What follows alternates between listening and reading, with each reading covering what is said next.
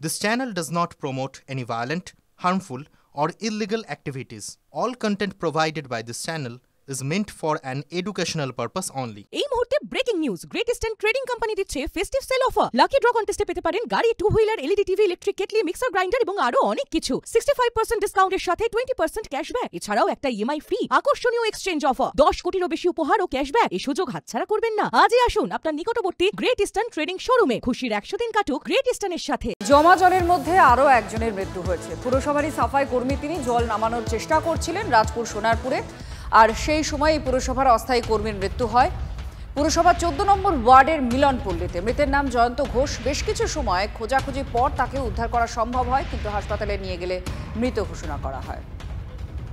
মানে ওই সামনেটা পড়ে গেছিল, পড়ে যাওয়ার পরে নাকি 1 ঘন্টা পরে খুঁজে পাওয়া গেছে এই সামনে থেকে। পড়ে গেছিল মানে কি জন্য ভিতর ঢুকেছিল জানো? পরিষ্কার করতে, মানে এই যে জল পাস করার জন্য নাকি? হ্যাঁ, জল যাতে পাস হয় ওই জন্য ঝামেলাটি হচ্ছিল। সবাই নাকি বারণ করেছে নামতে, তো তবু উনি নেমেছে ওখান থেকে, নেবে আর তারপর হঠাৎ করে কোনো সেফটি ছাড়াই নেমেছে আর তারপর আর পাইনি। জল ড্রেন পরিষ্কার করতে গেছিল, গেলে উনি মুখ বুজে পড়ে গেছে। এখানে কি জল জমে থাকার কারণে?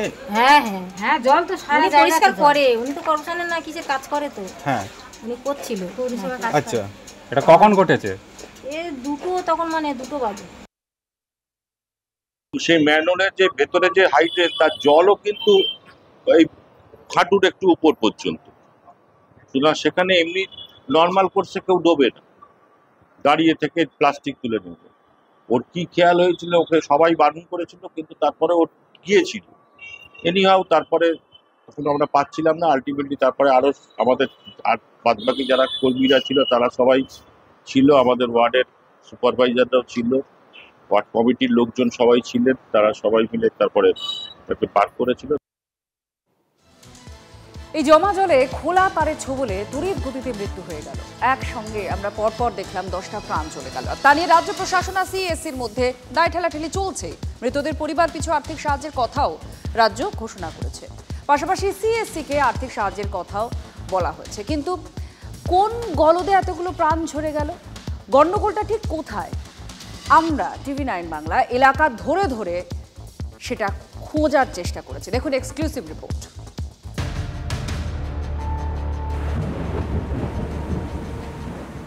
এই জায়গাটায় দাঁড়িয়ে ছিল, এই লোকটা জাস্ট হাত দিয়েছে, সঙ্গে সঙ্গে বডি।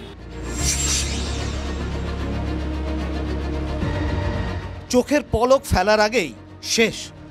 বাঁচানোর সুযোগ কেউ পেলেন না, সাহস করে এগোলেও তো বিপদ। এক রাতে রেকর্ড ভাঙা বৃষ্টিতে কলকাতায় সর্বনাশ, জেলাতেও বিপদ। রাজ্যে খোলা তারের বলি 10 জন। মৃত্যুর খবর আসতে না আসতেই শুরু হয়ে যায় দায় এড়ানোর খেলা। সিএসসির ঘাড়ে দোষ চাপিয়ে কার্যত হাত ঝেড়ে ফেলেন মুখ্যমন্ত্রী। রাজ্যের প্রশাসনিক প্রধানের দাবিও অনেকটা খারিজ করে দেয় বেসরকারি বিদ্যুৎ সংস্থা। ঠিক কেন এই পরিস্থিতি? আমরা পৌঁছেছিলাম কলকাতার 2 প্রান্তে। এখানে জল অনেকটাই উঁচু ছিল, আর এইখানে সাইকেল রাখার সঙ্গে সঙ্গেই সে মাটিতে লুটিয়ে পড়ে। মঙ্গলবার সকালে বিদ্যুৎস্পৃষ্ট হয়ে প্রথম যে মৃত্যুর খবর আসে তার নাম বাবু কুণ্ডু। বছর 62 বৃদ্ধের নেতাজিনগরে ফলের দোকান ছিল। মঙ্গলবার সকালে ত্রিফলা বাতির গায়ে সাইকেল রাখতেই ছিটকে পড়ে যান। তার কিছু পরেই ওখানেই একটি কুকুর বিদ্যুৎস্পৃষ্ট হয়। তাতেই এলাকার লোকজন বুঝে যান বিপদের কারণ এই ত্রিফলা বাতি। অথচ যে বাতি দীর্ঘদিন জ্বলে না, সেই বাতি প্রাণঘাতী হয়ে গেল। এখান দিয়ে সাইকেলটা নিয়ে এখানে রেখেছে, এবার ব্যাক করে আসার সময় এই গর্তটায় পড়েছে, কলের গর্তটায় পড়েই কারেন্ট গেছে, তা বডিটা পড়ে গেছে। দীর্ঘশ্বাস ফেলছেন কালিকাপুরের বাসিন্দারাও। তারাও চোখের সামনে মৃত্যু দেখলেন, কিন্তু কিচ্ছু করতে পারলেন না। কালিকাপুরের এই পুলিশ কিয়স্কই ছিল মৃত্যু ফাঁদ। পুলিশ কিয়স্কের মাথায় জলজল করছে বেসরকারি সংস্থার বিজ্ঞাপন। সেখান থেকেই যে খোলা তার বেরিয়ে আছে কে জানতো? বছর 53 রামগোপাল পণ্ডিত 1 কোমর জলে ভারসাম্য রাখতে পারেননি। তার সাইকেল কিয়স্কে আটকে যেতেই সব শেষ। পুলিশের যে কিয়ক্স সেটাই মূলত ক্রস করতে গেছিলেন এবং তারপরই তার সাইকেল এখানে আটকে যায় এবং মাটিতে লুটিয়ে পড়ে। উনি এই সাইডে যেতে গেছে, যখন উনি সাইকেলটা এদিকে ঘুরাতে গেছে, হাতটা ওখানে দিয়ে চাপ লেগেছে ওনাকে, ওই পুলিশের ওই ভুটটায়, তখনই ওনাকে টেনে নিয়েছে। উপরে কি লাইট জ্বলে, তো এটা তো আপনার অ্যাড দেওয়া আছে কিছু, ওখানে লাইট জ্বলে। হরিদেবপুরে মৃতের পরিবারের সঙ্গে ফোনে কথা বলেন মুখ্যমন্ত্রী, পরিবারের পাশে থাকার আশ্বাস দেন। ইকবালপুরে মৃতের পরিবারের সঙ্গে দেখা করেন মেয়র। কলকাতা কর্পোরেশন আর পুলিশের জন্য ওরা মারা গেল, আইএমডি আগেই জানিয়েছিল।